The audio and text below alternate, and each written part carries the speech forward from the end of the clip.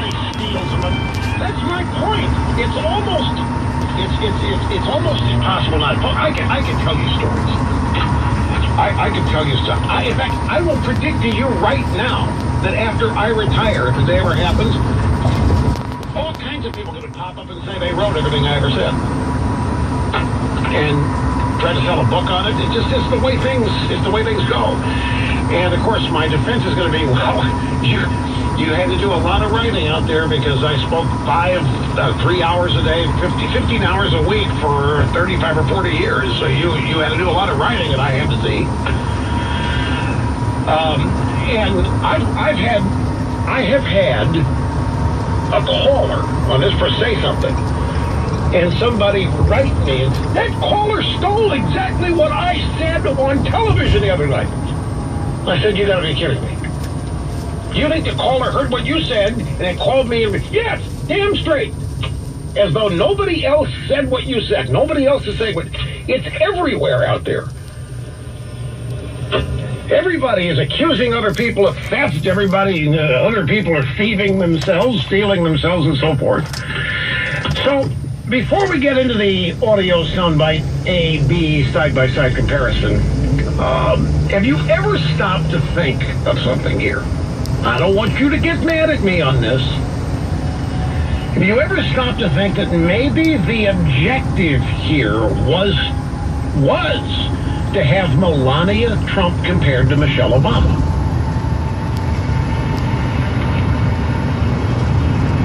Well, I mean, in the modern era, I mean, with the drive-by meeting, Michelle Obama's the queen, right?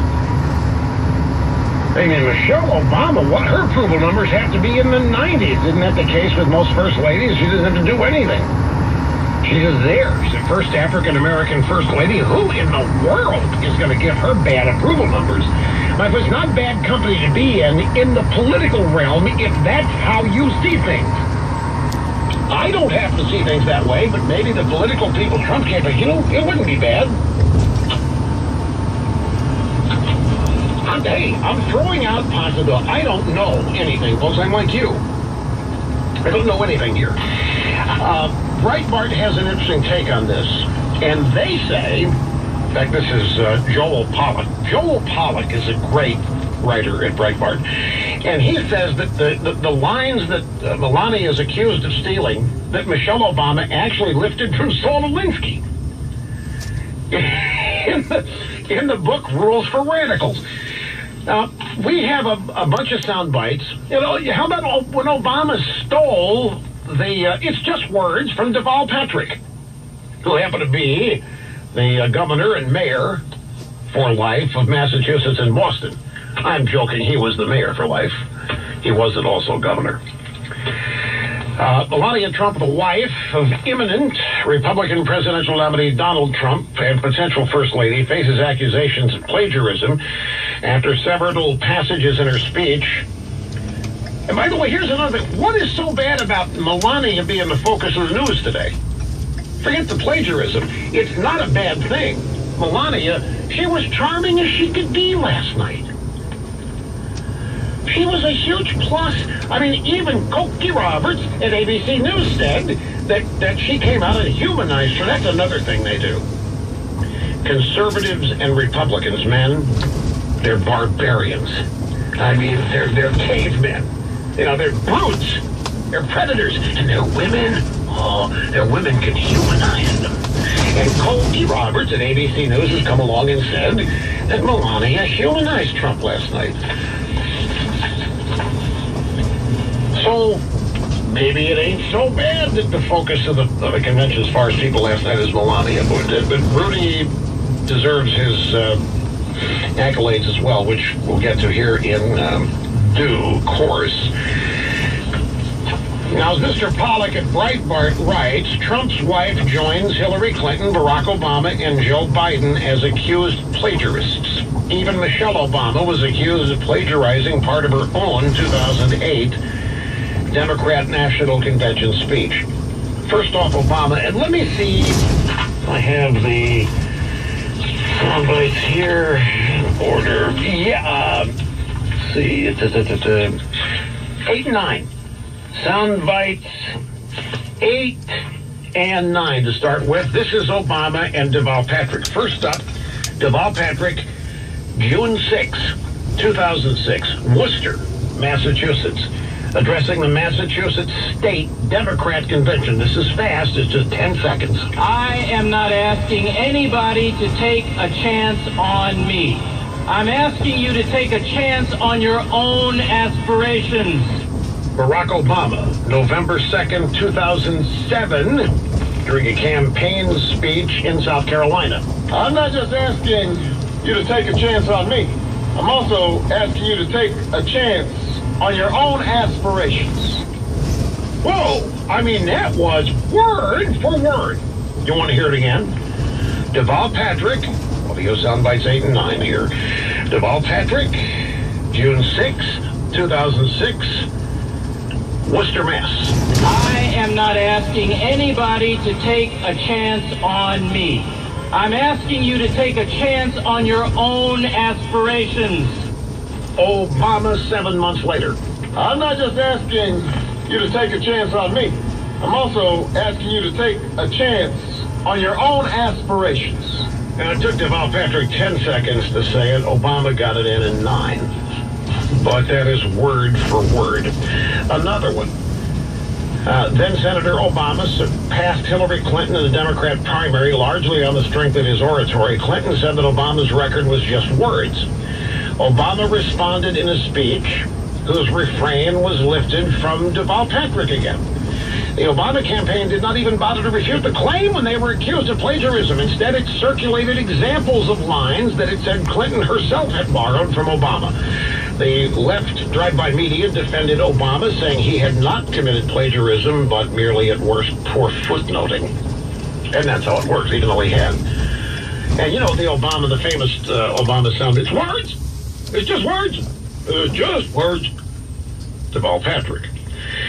Hillary Clinton, no bank can be too big to fail, no executive too powerful to jail. After the Obama campaign accused Clinton of stealing lines in 2008, a claim, by the way, supplemented by the New Republic, which accused her of stealing lines from then-Senator John Edwards.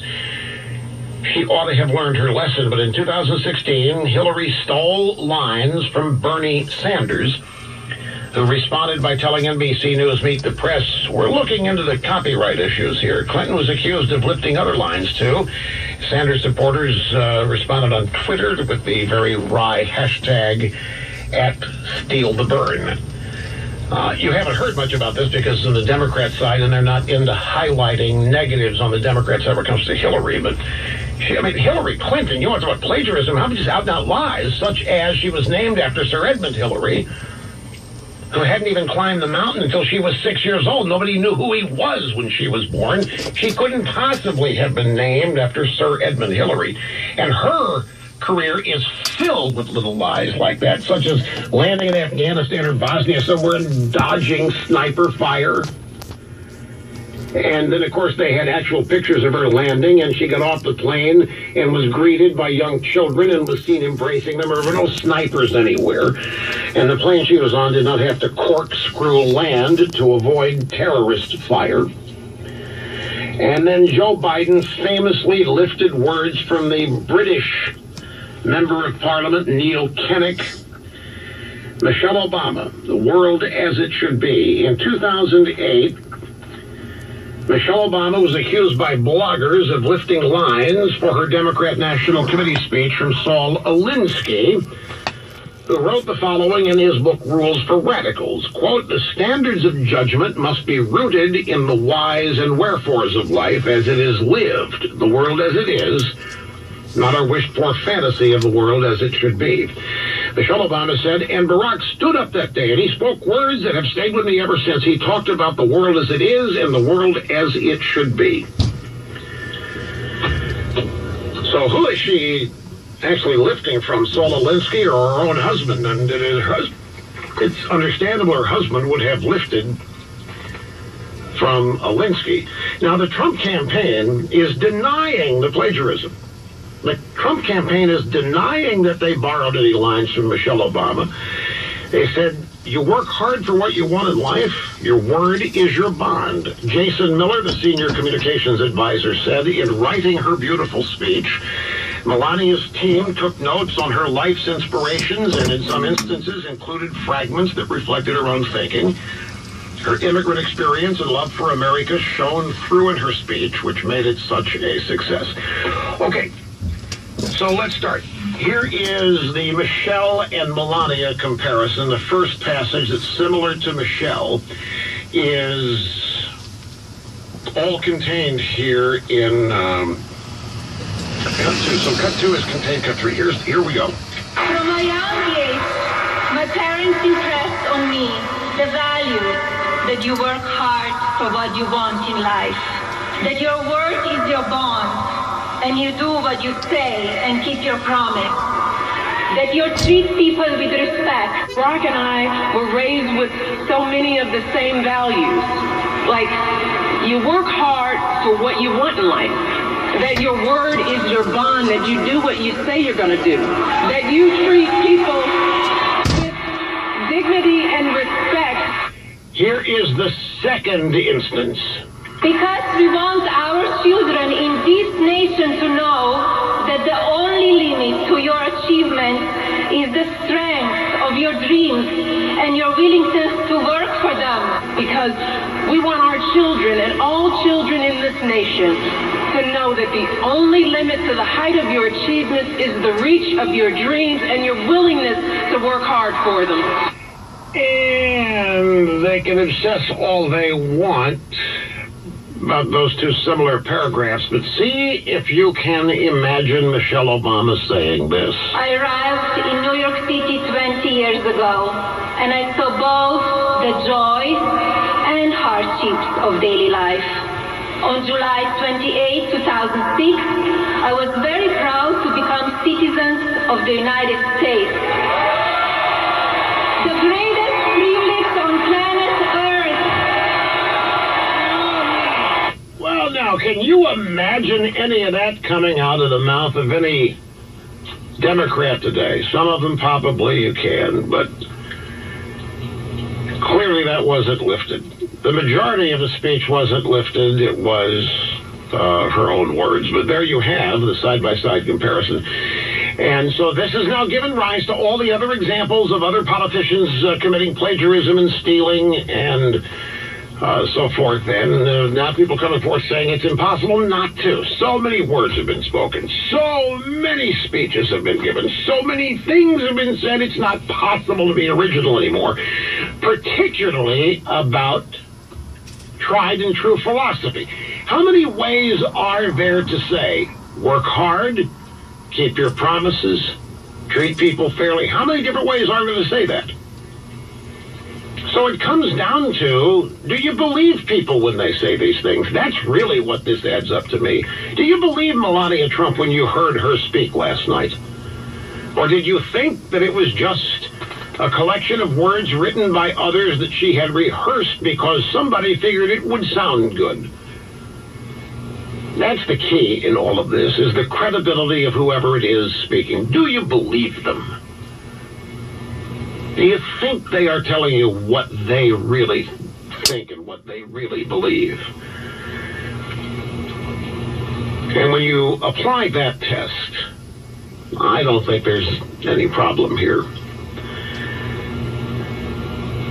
at all. Let me take a brief time out. We'll come back and get back into your phone calls. And this controversy continues now. We've got media commentary on all of this.